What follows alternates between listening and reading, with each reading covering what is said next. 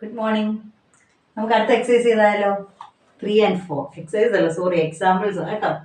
മുമ്പേ ചെയ്തത് തന്നെ പോലെ തന്നെ. Which is greater, 8^2 or 2^4? Greater ആണ് നോക്കുക.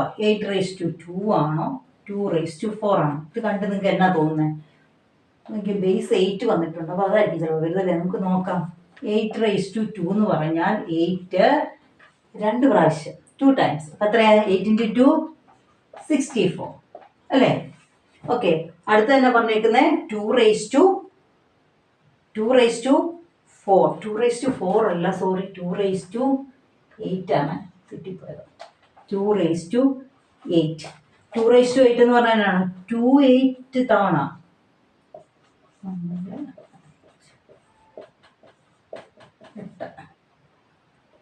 2 × 2 ഒന്ന് ചെയ്ത് നോക്കിയേ. ഇത് 8 പ്രാവശ്യം മൾട്ടിപ്ലൈ ചെയ്യുമ്പോഴത്തേക്ക് എത്രയായിരിക്കും വരുന്ന ആൻസർ?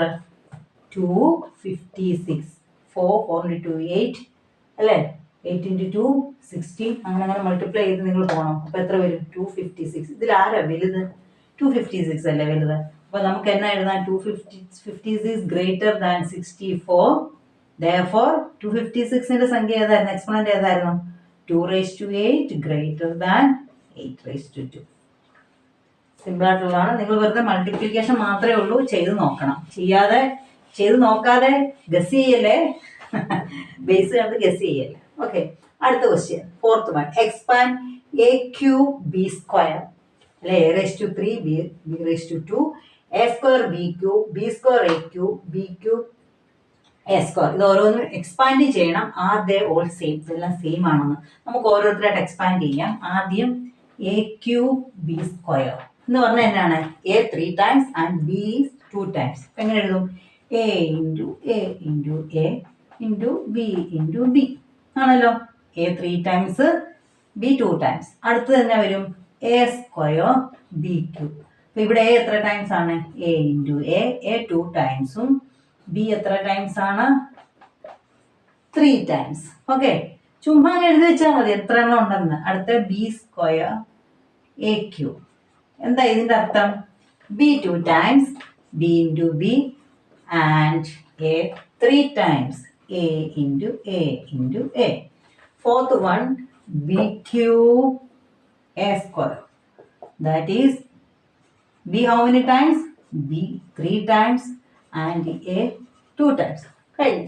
ഇനി നമ്മൾ അവിടെ ചോദിച്ചിരിക്കുന്നത് ഇതെല്ലാം സെയിം ആണോ എന്നാണ് ചോദിച്ചത്. നമുക്ക് നോക്കാം. ആദ്യത്തെ 2 പേരെ എടുക്കാം. ആദ്യത്തെ 2 പേര് ഏതൊക്കെയാണ്? a³ b² പിന്നെ a² b³. ഇവർ ഈക്വൽ ആണോ? സെയിം ആണോ? ഇവിടെ നോക്കിയേ, ഇവിടെ a എത്രണ്ണം ഉണ്ട്? ഇവിടെ ഉണ്ട്. a എത്രണ്ണം ഉണ്ട്? ഇവിടെ a3. ഇവിടെ എത്രയേ ഉള്ളൂ? a2 ഉള്ളൂ. ഇവിടെ b 2 എണ്ണം, b ഇവിടെ 3 എണ്ണം. അപ്പൊ ഒരു സെയിം ആണോ? അപ്പം എന്നാ എഴുതാം? a³ b² is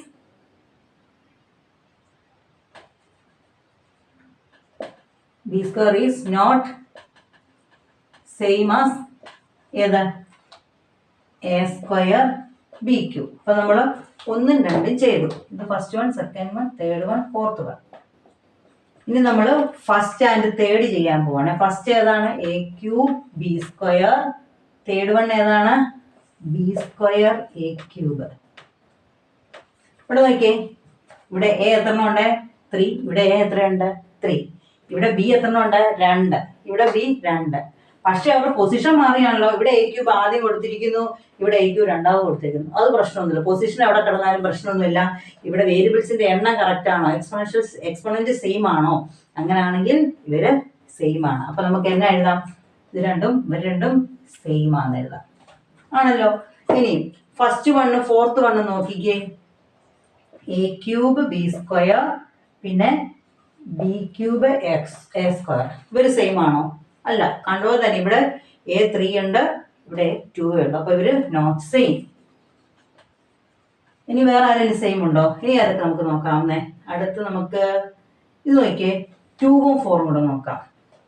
a² b³ b³ a². ഇത് രണ്ടും നോക്കിയേ. ഇത് കണ്ടോ? a² ആണ്, b³ ആണ്. അപ്പൊ ഇവരെന്നാണ്? സെയിം ആണ്. അപ്പൊ ആരൊക്കെ ഉള്ളു സെയിം? 1ഉം 3യും അല്ലേ, 1ഉം 3യും അതുപോലെ തന്നെ 2ഉം 4ഉം സെയിം ആണ് അല്ലേ. 1ഉം 2ഉം 4ഉം ഇതൊക്കെ ഇത് 1ഉം 3യും അതുപോലെ ഇത് 2 4 ഇത് ഏതൊക്കെയാണ് A cube B square B സ്ക്വയറും ബി സ്ക്വയർ എ ക്യൂബ് 1ഉം 3യും അത് സെയിം തന്നെ 1ഉം 3യും 1ഉം 3യും സെയിം ആണ്. അതുപോലെ 2ഉം 4ഉം സെയിം ആണ്. ഇതൊരു എക്സാമ്പിൾ ആയിട്ടോ. ഇതുപോലത്തെയൊക്കെ ക്വസ്റ്റ്യൻ വരുമെന്ന് എനിക്കറിയില്ല. കൂടുതലായിട്ട് നമ്മൾ പവറായിട്ട് എഴുതാനൊക്കെ വരത്തുള്ളൂ. ഇത് എക്സ്പാൻഡ് ചെയ്ത് എഴുതുന്നത് എങ്ങനെയാണ്, അതിന്റെ സെയിം ഇത്രേ പറയുള്ളൂ. സെയിം ആണോ എന്ന് ചോദിച്ചിരിക്കുന്നത് എങ്ങനെയാണ് നിങ്ങൾക്ക് മനസ്സിലായോ എന്ന് അറിയാൻ. അതായത് അവരുടെ പവേഴ്സ് സെയിം ആയാൽ മതി, അവരുടെ പൊസിഷൻ മാറി കിടന്നാലൊന്നും പ്രശ്നമില്ല എന്ന് പറയാൻ വേണ്ടിയാണ് ഇത് ചെയ്ത് കാണിച്ചേക്കുന്നത്. ഓക്കെ മക്കളെ, സിമ്പിൾ ആയിട്ടുള്ളതല്ലേ, എല്ലാവരും പഠിക്കണം കേട്ടോ. Thank you.